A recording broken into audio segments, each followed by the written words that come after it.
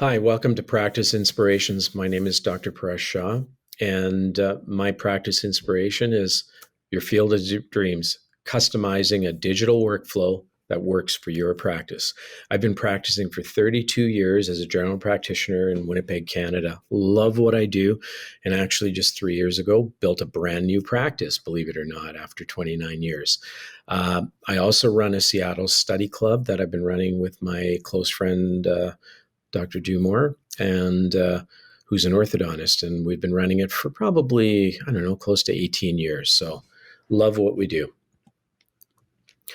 This is my contact information. So email or Instagram, and you can certainly reach out to Seattle Study Club if you have any questions and this doesn't work. I want to thank the Seattle Study Club. Michael Cohen, you've always been an inspiration and a mentor to me, and I appreciate everything that Seattle Study Club has offered and collaborated with me over the years. In terms of disclosure, photography is mine for all the clinical cases. There may be the odd clinical slide of a product, but the company should be listed on there where I've borrowed it from. I do serve as a consultant for a variety of dental manufacturers for development and evaluations, but I am not receiving any financial support from any of the sponsors participating in the program.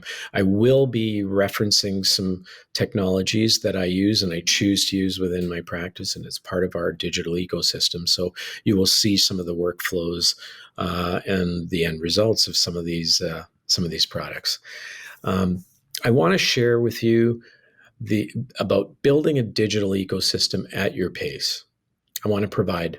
I want to help you understand where you can provide same day services if you choose to, and also have the ability to continue with your own lab. I kind of do all three of them, and it is possible, believe me. Okay. The current status of digital dentistry, well, CAD/CAM's been around for almost 40 years. I mean, Sirona came out with their first scanner back in 1985. Many dentists resisted adopting them. And now we're starting to get more and more dentists with scanners.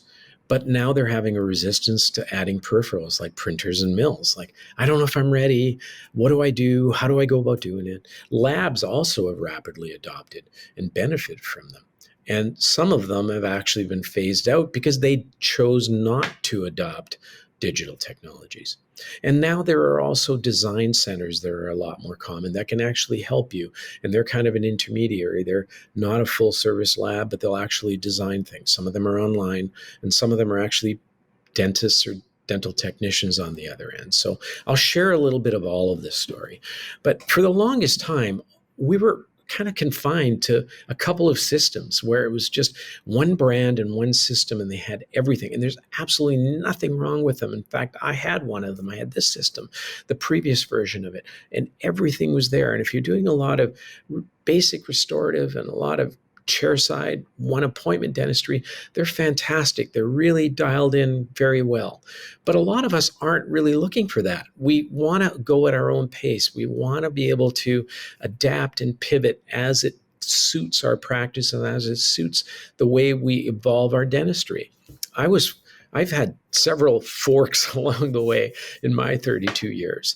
And one, once again, was about 4 years ago, where I was looking at a building. Then a year later, bought a building, and it's like, well, how do I go about doing it? I chose the road less traveled.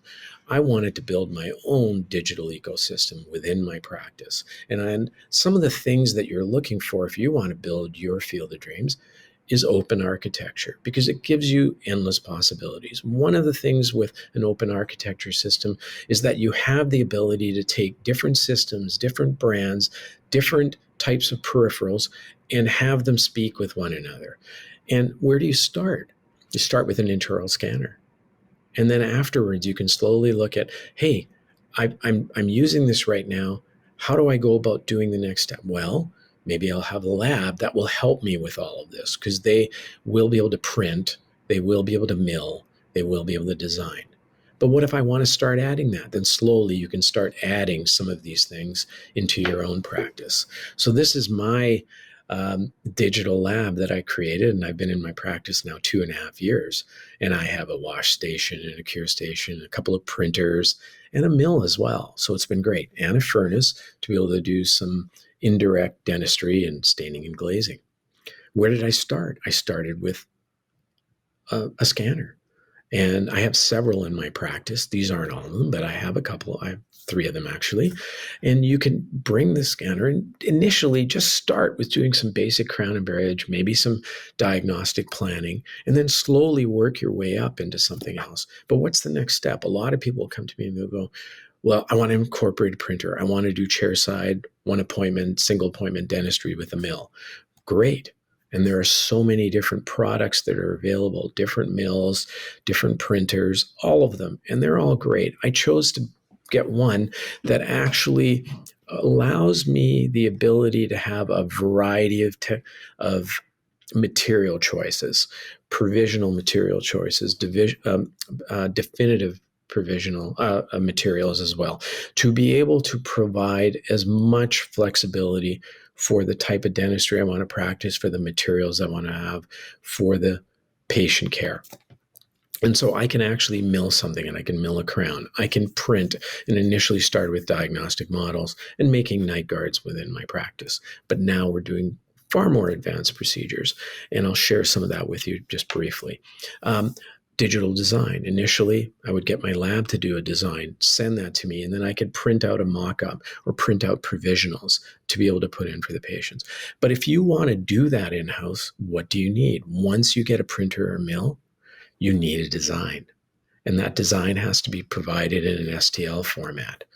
So how do you do the design? You either have your lab do it, and I put down digital lab. It's a lab, but the thing is, you really got to find a lab that understands digital dentistry, understands how analog and digital work, and how to optimize it for best results. You can have digital design centers where there are technicians, or there's artificial intelligence that are actually designing your restorations. And you can purchase design software and do it yourself. So I'm going to show you a little bit of all.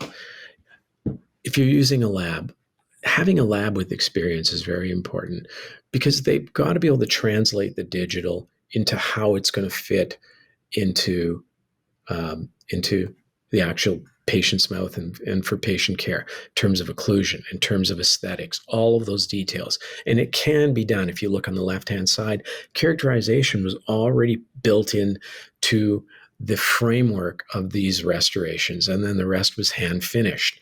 But this was a case that was done with orthodontics, periodontics, oral surgery, and also, of course, my restorative work. You can get the lab to do designs for patients to be able to show them the possibilities, and then provide them a little video or a photograph of what's possible, to be able to have an idea of what that final outcome can look like.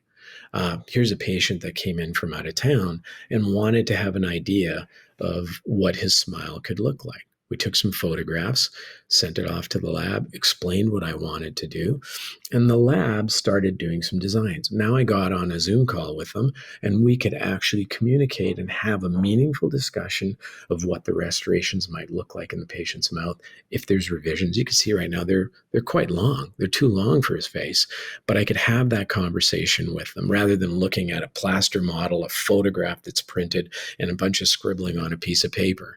And then we can have that discussion, because they can zoom in on particular areas and discuss prep design and so forth. These are the provisionals. I did a mock-up for him before. Actually, this is a mock-up.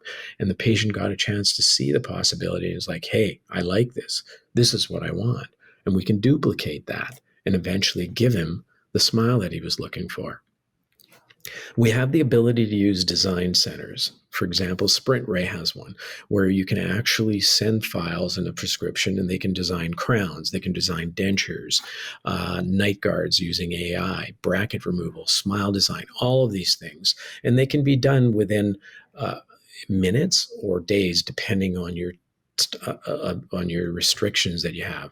How do you receive them once you get it? You basically go into your portal, and actually open up the files of the design and take a look at it. If you want to make any changes, you can actually type that in and say, hey, could you make these revisions? And they will do that for you. They're not the only place that does that. Even labs will do that. Then they can send you the file. We'll print it out, and you can actually uh, print your appliances or your models and even your designed models. We have the ability to also, that previous one I showed you was to get a lab to design a smile. This is from a different design center where I actually sent it to them, and they're creating a design with my prescription. And then we can actually look at photographs and actually have meaningful discussions of proportions of teeth, aesthetics, texture, all of those kind of things that we can continue or we can pass on to our lab or actually do it in-house if we have a mill and a printer. And third, design software. You'll hear of two main ones, but there's so many other ones that are out there.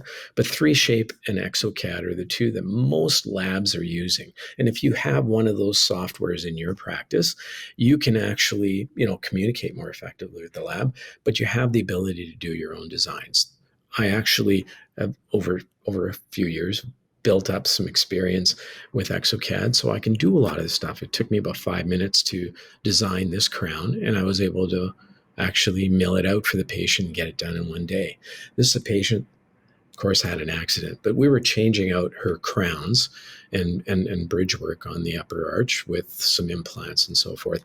But the lab had milled out provisionals. I didn't have a mill at that time, so they sent me milled provisionals, but one of them had cracked. And so I contacted the lab and said, look, and they were down in Florida, and I'm up in Winnipeg, Canada, above Minnesota. So how am I going to get that done and get it in a timely fashion? So I said, look, I don't have a mill, but I can print it. Can you send me the STL file? They sent it to me. I blended it in. And these are actually the provisionals done with a shot with a softbox. They look really nice. I have another situation. This elderly gentleman, he was in his 80s. He was losing his front 4 lower teeth, and he wanted a fixed bridge. I was a little slower at doing the designs, so I said, I'm going to bring you back, and I did a quick chairside temporary. But I brought him back 5 days later. I had the design ready. I printed it on my printer, and then I stained and glazed it. And the person had that provisional for about 6 to 8 weeks before he was ready to have the final restorations done in zirconia. Here's a patient that came in and said, hey, I'm traveling for a week to visit our daughter, and my tooth broke. And what can you do for me? And, we talked about a stay plate. We talked about an implant, all of those things. Right now, she needed something. So what did we do? Built up a core, did a design, chairside in exocad, and then I milled it out. And the only reason I milled it out is because at that particular time, I didn't have a resin that had Health Canada approval to be able to use in the mouth, which we do now. Otherwise, I would have printed it and would have printed even faster.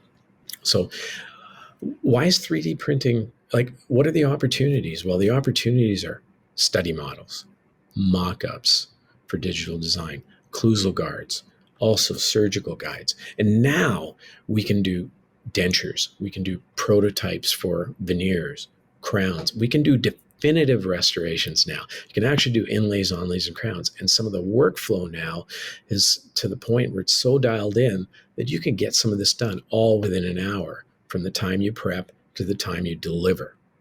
Huge time savings and also cost saving for our patients as well. That's why it's been great to actually be able to print some night guards, be able to get them done and polish.